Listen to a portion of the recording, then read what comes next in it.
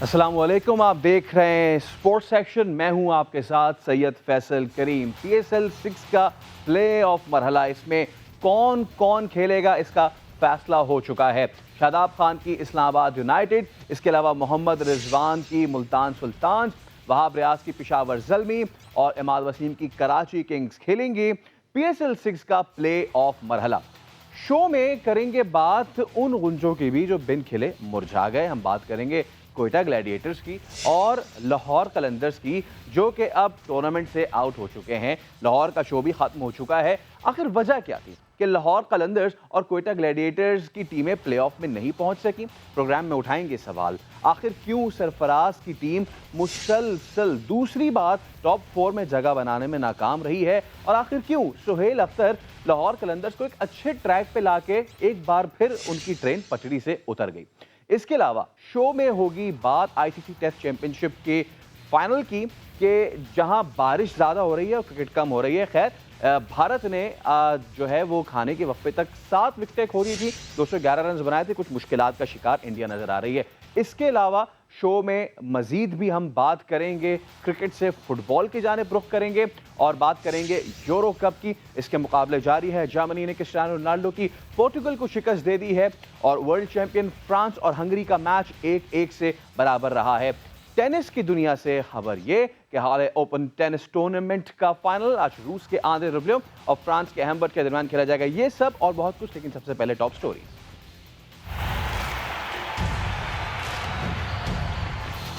एक ट्रॉफी, 4 उम्मीदवार, Islamabad United, Multan Sultan, Peshawar Zalmi, Karachi Kings ने प्लेऑफ के लिए क्वालिफाई कर लिया।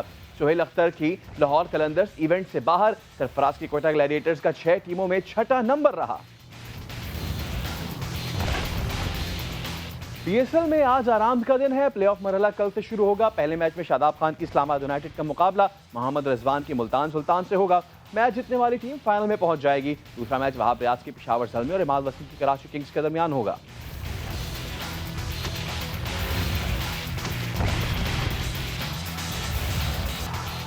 PSL 6 में रन्स की दौड़ में कराची किंग्स के बाबर आजम ने सबको पीछे छोड़ दिया।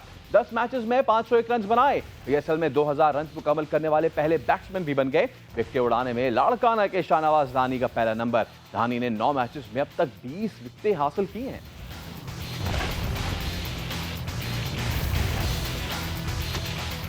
कराची किंग्स के फास्ट बॉलर मोहम्मद इलियास की आजिज़ी के चर्चे। मैं कुछ नहीं, सब अल्लाह का करम है। इलियास का विकेट लेने पर जश्न के बजाय शुक्र। रूसी फाइटर हबीब भी इसी तरह अल्लाह का शुक्र अदा करते हैं।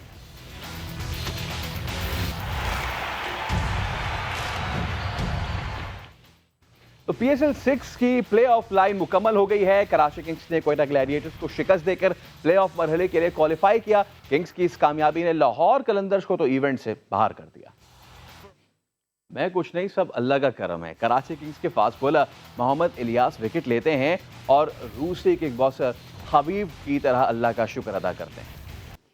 तो कराची किंग्स की कामयाबी से प्ले ऑफ लाइन तो हो गई मुकम्मल। लीग के आखिरी मैच में यूनाइटेड ने मुल्तान सुल्तान को 4 विकेटों से हराया। इवेंट में आज आराम का दिन है। प्ले ऑफ मरहले का आगाज कल से होगा। तो प्ले ऑफ की 4 टीम्स का तो फैसला हो चुका है। इन चारों टीमों में से एक से बढ़ के एक खिलाड़ी हैं।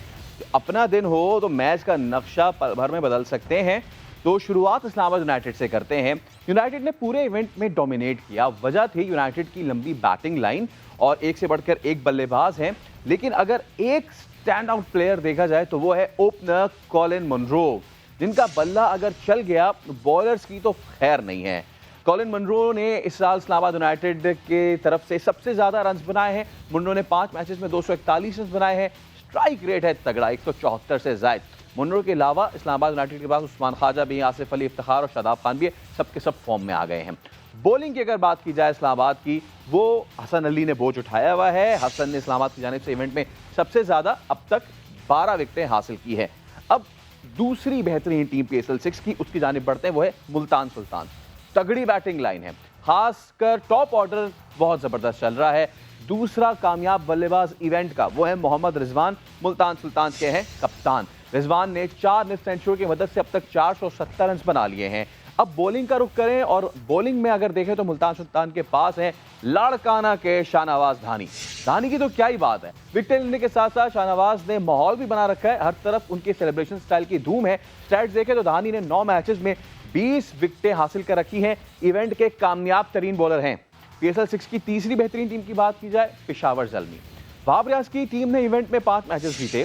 ज़ल्मी की बैटिंग लाइन में नाम तो बड़े बड़े हैं, लेकिन अभी तक वो फायर पार नजर नहीं आई है। कामरान अकमल, हैदर अली और शुएब मलिक इनकी बैटिंग का बोझ उठाने में नाकाम रहे हैं। लेकिन हमारा फोकस है शुएब मलिक पे, क्योंकि अगर शुएब मलिक अपने दिन पे चल गए तो उनसे तजुर्बेकार कोई और बल्लेबाज यहाँ है नहीं। शुएब मलिक को कुछ करना होगा लाजमी। 2 सेंचुरियां बनाई हैं और इन्होंने जो रन्स बनाए हैं वो 10 मैचेस में 244 रन्स इन्होंने बनाए हैं।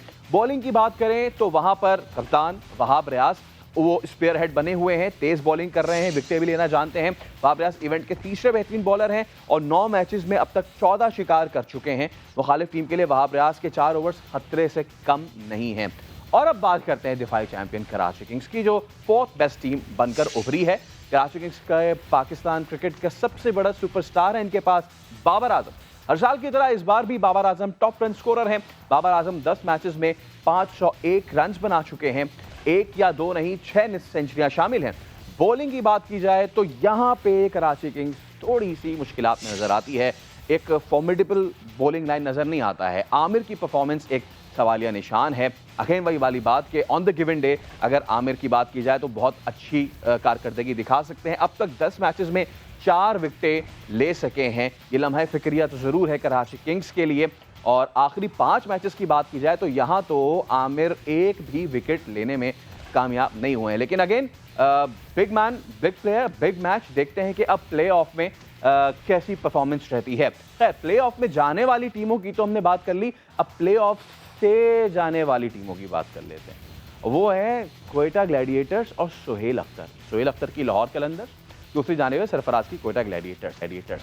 कलंदर्स की सबसे पहले बात करें, लाहौर कलंदर्स ने पिछले साल PSL का फाइनल खेला। इस साल आगाज बहुत अच्छा था, फैंस तो बहुत ही ज्यादा पुरुमीद थे, बहुत एक्साइटेड थे। एक वक्त पे लाहौर कलंदर्स पॉइंट टेबल की नंबर 1 टीम थी, लेकिन फिर क्या हुआ, परफॉर्मेंस को रिवर्स गियर लग गया और ऐसा कि टीम बाहर। जो टीम टॉप पर थी वो 1 नहीं 2 नहीं लगातार 4 मैचेस हार गई, इवेंट से बाहर हो गई। कलंदर्स इवेंट से बाहर हो गई, लेकिन इसका जिम्मेदार किसको ठहराएं?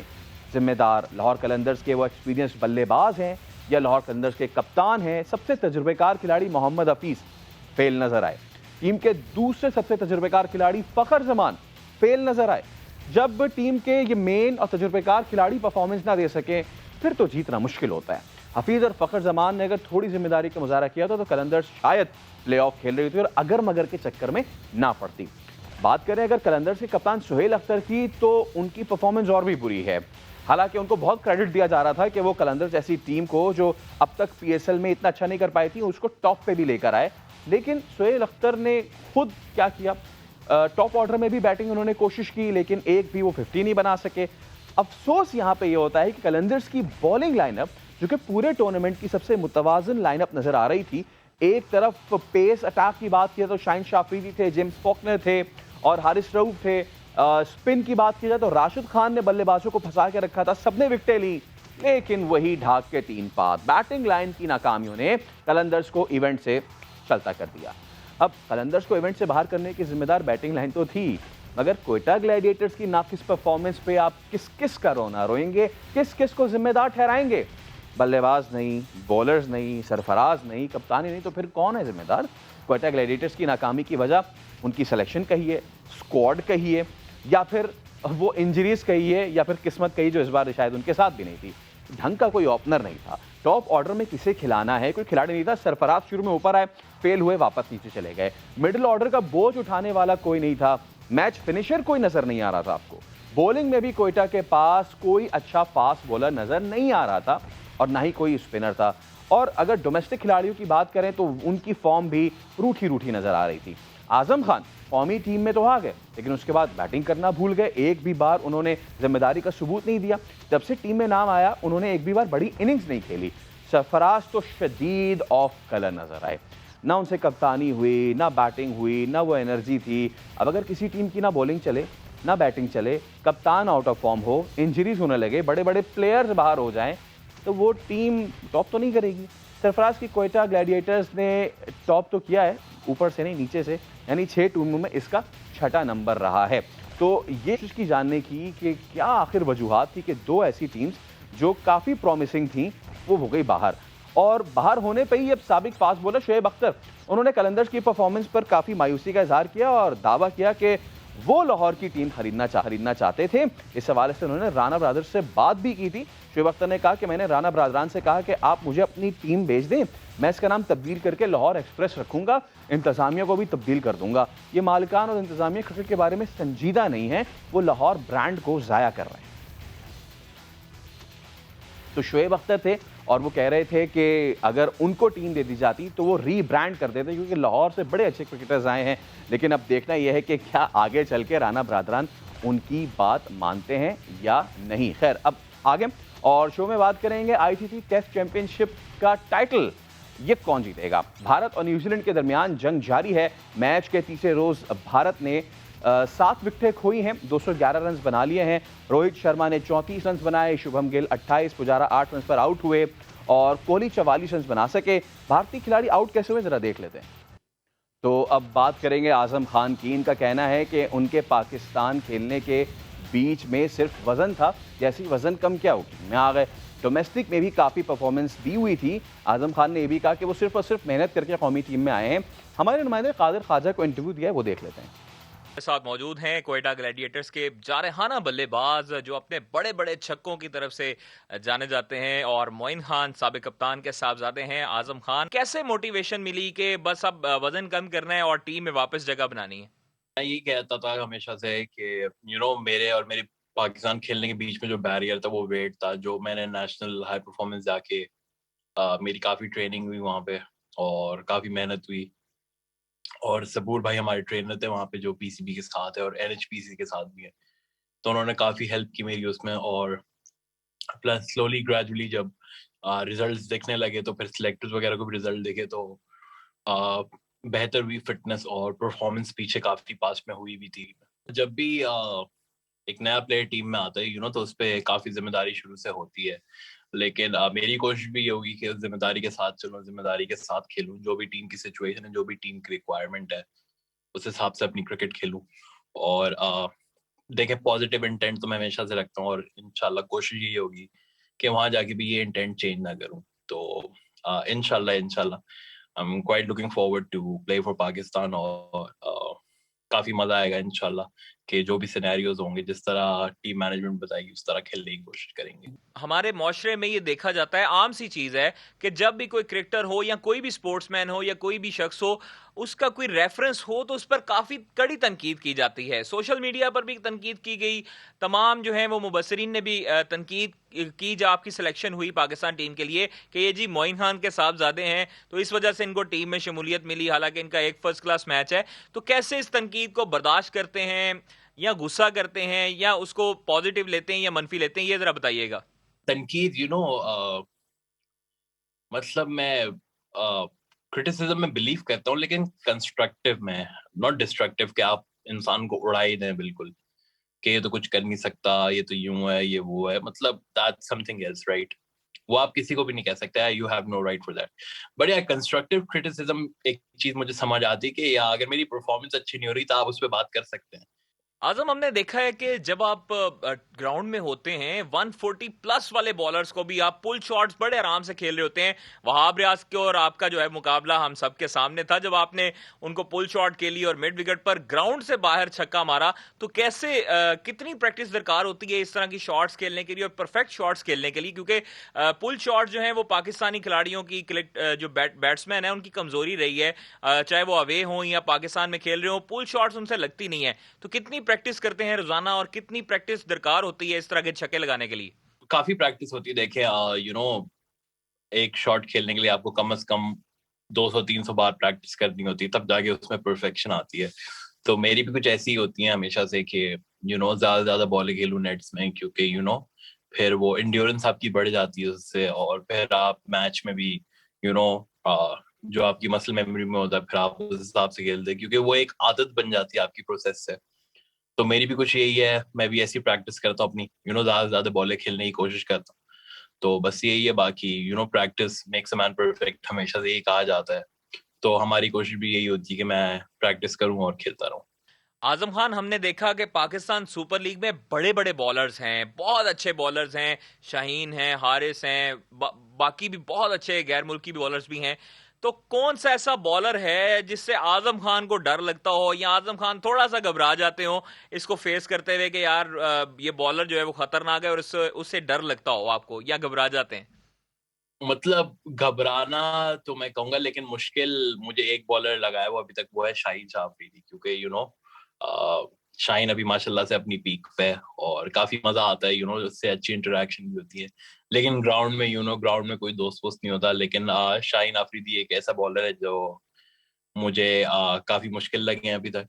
और बाकी अगर मैं विकेट कीपिंग के लिहाज से करूँ तो Mohammad Amir, it's very tough उन पे विकेट कीपिंग करना। आजम, हमने देखा कि पिछले 4 सीजन में बेहतरीन परफॉर्मेंस दी है सरफराज अहमद की कप्तानी में कोयटा ग्लैडिएटर्स ने। लेकिन इस मर्तबा और पिछली मर्तबा भी ऑफ कलर दिखाई दी कोयटा ग्लैडिएटर्स। कोई इस तरह का कोई कॉम्बिनेशन नहीं बना सकी बॉलर्स और बैटिंग में।